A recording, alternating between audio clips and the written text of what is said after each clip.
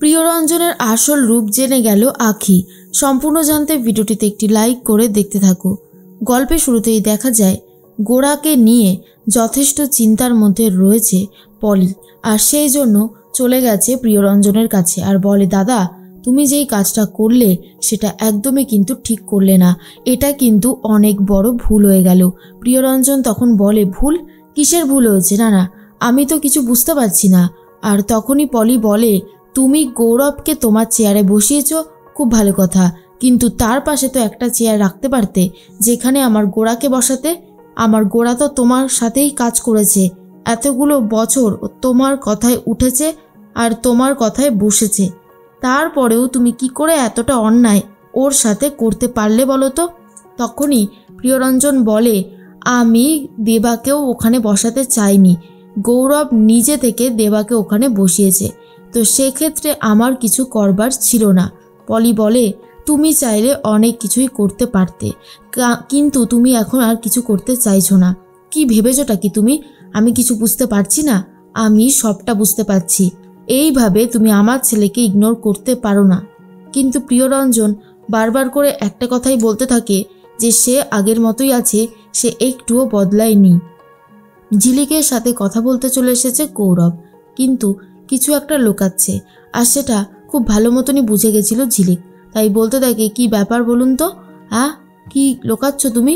আর ঠিক তখনই গৌরবের হাতে একটা গোলাপ ফুল দেখতে পায়, আর এগুলো দেখার পরে খুব খুশি হয়ে যায় ঝিলিক, আর বলে, আমার না এইসব টাকা বাড়ি গাড়ি সম্পত্তি এসব কিচ্ছু চাই না, আমার শুধু তোমাকে চাই, আমার সুখ দুঃখের সাথী হিসেবে থাকবে তো?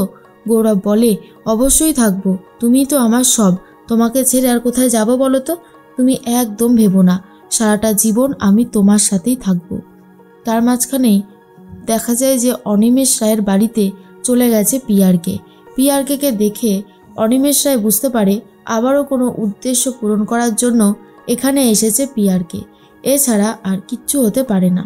পিয়ারকে এক হাঁড়ি মিষ্টি নিয়ে আসে, দেখে প্রথমে এটা মনে হলেও পরে দেখা যায় ছাই ভস্য নিয়ে এসেছে, আর বলে, আপনার কি মনে হয় অনিমেষবাবু আমি বদলে গেছি? আসলেই না, আমি কখনো বদলাতে পারি না, কারণ আমার মতো মানুষরা কখনো বদলায় না।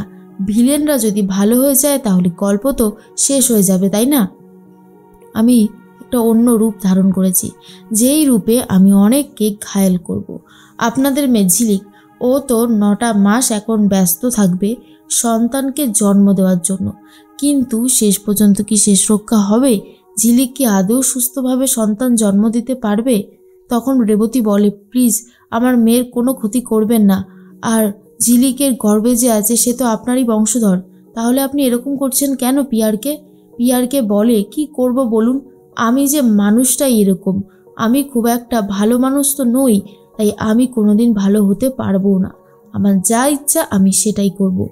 এরপরে দেবা বাড়ি ফিরে আসতেই আঁখি দেবাকে বলে, জানো তো দেবা, পিয়ারকে তার নিজের জায়গা থেকে একটুও বদলায়নি, বরং আরও বেশি করে আরও ক্ষেপে উঠেছে। দেবাকে সব সত্যি বলায় দেবা তো অনেক বেশি রেগে যায়, আর আঁখি তখন বলে, এখন তুমি মাথা গরম করো না, এখন আমাদেরকে ঠিক থাকতে হবে ঝিলিক আর ঝিলিকের বাচ্চার কথা ভেবে। দেবা বলে, ঝিলিক আর ঝিলিকের বাচ্চার যদি কোনো ক্ষতি করে না পিয়ারকে, তাহলে আমিও পিয়ারকে ছেড়ে কথা বলবো না। এরপরে পিয়ারকে মনে মনে ভাবতে থাকে, যেভাবেই হোক নিজের জায়গাটা যেন ঠিকঠাক থাকে। সকাল হতেই দেবার ঘুম ভেঙে যায়। দেবা দেখে আঁখি গোপালকে যত্ন করছে, গোপালকে খুব সুন্দরভাবে জামা পরিয়ে দিচ্ছে। আর তখন দেবা বলে, কি হলো আঁখি, তোমাকে যে অনেকক্ষণ থেকে আমার কাছে ডাকছি, কই তুমি এলে না তো? তখন আঁখি বলে, আমার কি এখন তোমার কাছে যাওয়ার সময় আছে? এখন আমাকে অনেক কাজ করতে হবে।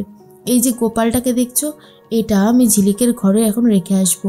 দেবা তখন বলে, সত্যি তুমি পারোও বটে। এর মধ্যেই দুজন মিলে তো চলে গেছে ঝিলিকের ঘরে। ঝিলিক তখন বলে, কি ব্যাপার সকাল সকাল জোড়ায় জোড়ায়? তখনই আঁখি বলে, এটা তোমার ঘরে রাখতে এলাম। এরপরেই রেখে চলে যায়। আর গৌরব তখন বলে, এখন তো গোপালের মাকে খাইয়ে দেওয়ার সময়, এখন আমি অন্য কোনো কথা শুনবই না। ঝিলিক বলে, সত্যি তুমি পারো বটে। এরপরেই ঝিলিক ও গৌরবকে খাইয়ে দেয়। গৌরব তখন বলে, জানো তো ঝিলিক, আমি শুধু দিন গুনছি সে কবে আসবে আর আমাদের এই ফ্যামিলিটা পুরোপুরি পরিপূর্ণ হবে।